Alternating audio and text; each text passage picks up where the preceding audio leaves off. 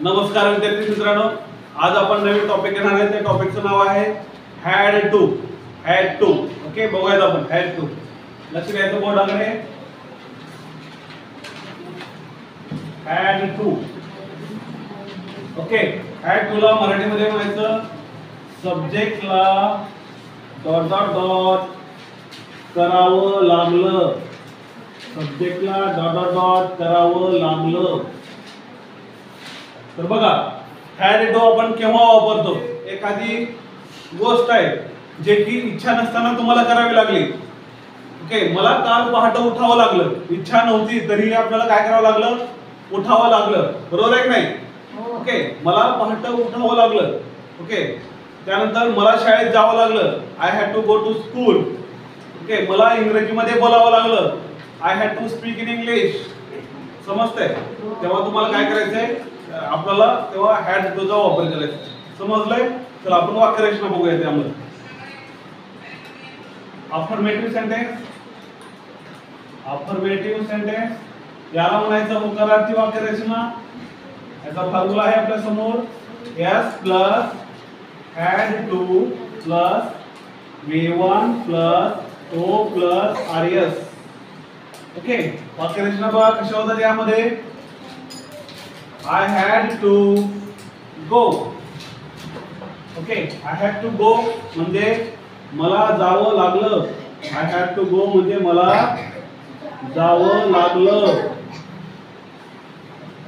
I had to go मला जावं लागलं. पुढचं वाक्य आहे आपलं you had to go.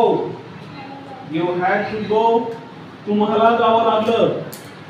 तुम्हाला जावं लागलं. Okay, we had to go. आम्हाला जावं लागलं. he had to go. त्याला जावं लागलं. she had to go. it had to go. त्याला जावं लागलं.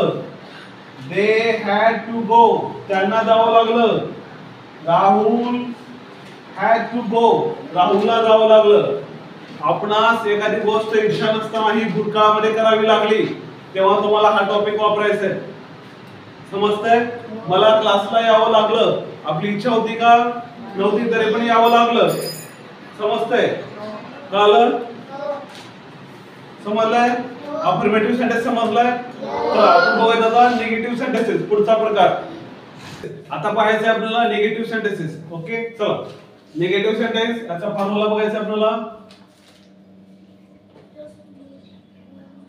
निगेटिव्ह सेंटेन्सेस याला म्हणायचं नकारार्थी वाक्यरचना. याचा फॉर्म्युला आहे s plus didn't plus have to plus v1 plus o plus rs. Okay, यामध्ये डिडंट आल्यामुळं आपण इथं हॅव टू वापरलेला आहे. समजतंय? चला वाक्य कसं होईल? I didn't have to play. I didn't have to play म्हणजे मला खेळावं लागलं नाही.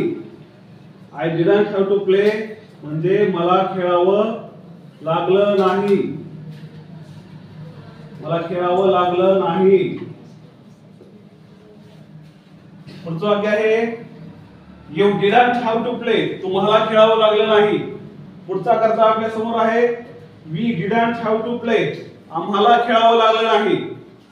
पुढे he didn't have to play. त्याला खेळावं लागलं नाही. She didn't have to play. तिला खेळावं लागलं नाही. They didn't have to play. त्यांना खेळावं लागलं नाही. Rahul didn't have to play. राहुलला खेळावं लागलं नाही. मला व्यायाम करावा लागला नाही. I didn't have to take exercise. मला नाश्ता करावा लागला नाही. I didn't have to take breakfast. मला शाळेला जावं लागलं नाही. I didn't have to go to school. समजतंय? क्लिअर आहे सर्वांना? ओके, निगेटिव्ह सेंटेन्सेस समजलेत का? Very good. आता आपण बघूयात इंटरगेटिव्ह सेंटेन्स. आता पाहायचं आहे आपल्याला इंटरगेटिव्ह सेंटेन्स. बघूयात वाक्यरचना.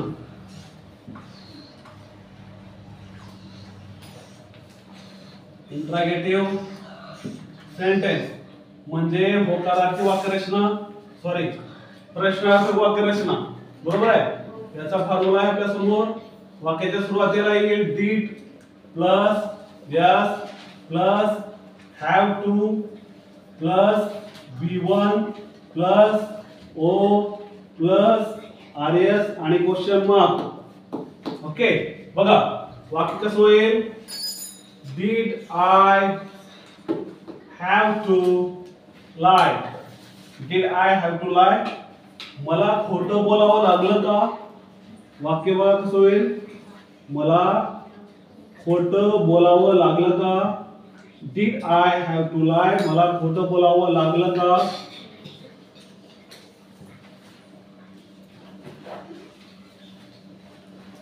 did I have to lie? मला खोटं बोलावं लागलं का? did you have to lie? did you have to lie? तुम्हाला खोटं बोलावं लागलं का? did we have to lie? आम्हाला खोटं बोलावं लागलं का? did he have to lie? त्याला खोटं बोलावं लागलं का? did she have to lie? तिला खोटं बोलावं लागलं का? did it have to lie? त्याला खोटं बोलावं लागलं का? did they have to lie? त्यांना खोटं बोलावं लागलं का? did Rahul have to lie? राहुलला खोटं बोलावं लागलं का? समजतंय? या प्रकारच्या वाक्यरचना आपण यामध्ये ज्यामध्ये आपण प्रश्न विचारत असतो येस नो टाइप, तेव्हा तुम्हाला यामध्ये तुला सकाळी लवकर उठावं लागलं का? did you have to get up early in the morning? समजतंय? ओके. तुला इंग्रजीमध्ये बोलावं लागलं का? did you have to speak in English? तुला क्लासला वेळेवर जावं लागलं का? did you have to go to class on time? Okay, clear आहे सर्वांना? इंटरॅक्टिव्ह सेंटेन्स समजले? चला आपण बघूयात आता निगेटिव्ह इंटरॅक्टिव्ह सेंटेन्स. इथे खाली लिहितो मी निगेटिव्ह इंटरॅक्टिव्ह सेंटेन्स. पुढचा प्रकार आपल्याला negative interactive sentence. Negative interrogative sentence नकारार्थी प्रश्नार्थक वाक्यरचना. निगेटिव्ह इंटरॉगेटिव्ह सेंटेन्स नकारार्थी प्रश्नार्थक वाक्यरचना. याचा फॉर्म्युला आहे वाक्याच्या सुरुवातीला येईल डिडंट किंवा डिड नॉट घेऊ शकताय. Didn't plus S plus have to plus लिहितोस का? Have to plus V1 plus O plus RS आणि क्वेश्चन मार्क. ओके, बघा वाक्यामध्ये इथे डिडंट आले. डिडंट आल्यामुळे इथे आपण हॅव टू घेतलेला आहे. ओके, डिडंट जसे तुम्हाला डिड नॉट असं सेपरेट घ्यायचं आहे तर इथे डिड येईल. Did subject not have to. Okay, did I not have to असं वाक्य येईल. क्लिअर आहे? चला बघा तो वाक्य कसं येणार आहे. Didn't I have to, didn't I have to go? मला जावं लागलं नाही का? मला जावं लागलं नाही का? Didn't I have to go? मला जावं लागलं नाही का? मला जावं लागलं नाही का? Didn't I have to go? मला जावं लागलं नाही का? Didn't you have to go? Didn't you have to go? तुम्हाला जावं लागलं नाही का? Didn't we have to go? आम्हाला जावं लागलं नाही का? Didn't he have to go? त्याला जावं लागलं नाही का? Didn't she have to go? तिला जावं लागलं नाही का? Didn't it have to go? त्याला जावं लागलं नाही का? Didn't they have to go? त्यांना जावं लागलं नाही का? Didn't Rahul have to go? राहुलला जावं लागलं नाही का? समजतंय? तुला सकाळी लवकर उठावं लागलं नाही का? Didn't you have to get up early in the morning? Okay, तुला क्लासला यावं लागलं नाही का? Didn't you have to come to class? समजतंय? क्लिअर आहे सर्वांना? Okay, interrogative sentence negative interrogative समजलंय? इंटरॅगेटिव्ह निगेटिव्ह इंटरॅगेटिव्ह समजलंय? आपण आता बघूयात पुढचा प्रकार WH इंटरॅगेटिव्ह सेंटेन्स. बघूया WH interrogative sentence. WH interrogative sentence. WH interrogative sentence. Okay, याला म्हणायचं WH प्रश्नार्थक वाक्यरचना. याचा फॉर्म्युला आहे WH plus did plus yes plus have to plus V1 plus O plus RS आणि क्वेश्चन मार्क. बघायचं आपण वाक्य कसं होत आहे. वाक्यामध्ये WH did घ्यायचे, subject have to, V1 object RS आणि क्वेश्चन मार्क. वाक्य पाहूया आपण कसं होतंय. Why did I have to lie? Why did I have to lie? मला खोटं का बोलावं लागलं? Why did I have to lie? मला खोटं का बोलावं लागलं? मला खोटं का बोलावं लागलं? Why did I have to lie? मला खोटं का बोलावं लागलं? Why did you have to lie? Why did you have to lie? तुम्हाला खोटं का बोलावं लागलं? Why did he have to lie? त्याला का खोटं बोलावं लागलं? Why did she have to lie? तिला खोटं का बोलावं लागलं? Why did it have to lie? त्याला खोटं का बोलावं लागलं? Why did they have to lie? त्यांना खोटं का बोलावं लागलं? Why did Rahul have to lie? राहुलला खोटं का बोलावं लागलं? ओके, समजतं. या प्रकारच्या वाक्यरचना आपण WH मध्ये. तुला केव्हा उठावं लागलं? When did you have to get up? तुला किती तास अभ्यास करावा लागला? How many hours did you have to study? तुला केव्हा पोहोचावं लागलं? When did you have to reach? तुला काय सांगावं लागलं? What did you have to tell? समजतंय? क्लियर आहे? ओके, WH मध्ये आपण या WH या ज्या वाक्यरचना अशा पद्धतीने बनवत असतो. ओके, वाक्यरचना समजले, WH इंटरॅक्टिव्ह समजले. आता आपण पुढचा प्रकार बघूयात. WH निगेटिव्ह इंटरॅक्टिव्ह सेंटेन्स पाहूयात. चला, पुढचा प्रकार आहे WH negative interrogative sentence. WH negative interrogative sentence. WH negative interrogative sentence. WH नकारार्थी प्रश्नार्थक वाक्यरचना. याचा फॉर्म्युला आहे आपल्या समोर. WH प्लस didn't वापरायचं आहे. didn't plus yes plus have to, yes plus have to plus V1 plus O plus RS plus question mark. Okay, बघा वाक्यरचना यामध्ये कशा प्रकारच्या असतात. Why didn't I have to study? Why didn't I have to study? मला अभ्यास का करावा लागला नाही? मला अभ्यास का करावा लागला नाही? Why didn't I have to study? मला अभ्यास का करावं लागलं नाही? मला अभ्यास का करावं लागलं नाही? Why didn't I have to study?